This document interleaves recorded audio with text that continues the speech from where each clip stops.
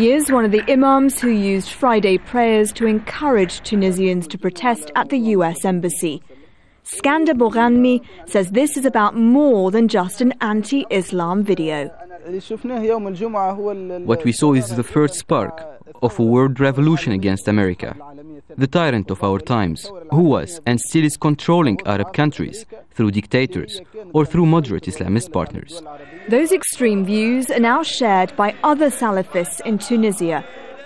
They are people who want to return to an original and conservative form of Islam. Many of their leaders were arrested or tortured under the previous regime of President Zine El Abidine Ben Ali. He was an important ally of former US President George W. Bush in his so-called war against terror. Those supporting democracy in Tunisia say this group must be controlled. We are concerned about the impunity enjoyed by this group. Of course, we are against any use of violence, any use of restriction by the government, but there is one red line, the red line of violence and the red line of call for violence. Whoever uses violence or calls for violence needs to be stopped by legal means. The Tunisian government is trying to play down what happened. But there are unanswered questions about how a security breach at the US Embassy could have been allowed. The US doesn't think Tunisia is safe enough for its citizens and is telling them to stay away. The leader of the ruling party, Ennahda, blames the people behind the anti-Islam video.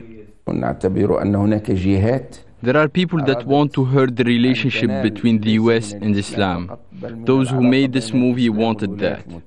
The Arab Spring turned the page of September 11th. There was a war between America, the West, and the Muslim world.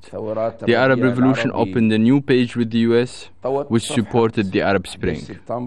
Although Friday's riots were sparked by an anti-Islam video, many of the people who came out onto the streets weren't just spurred by religion. They were young, unemployed men frustrated that the changes promised to them by the revolution haven't happened. The fear is that anger could resurface. Nazanine, Moshiri, Al Jazeera, Tunis.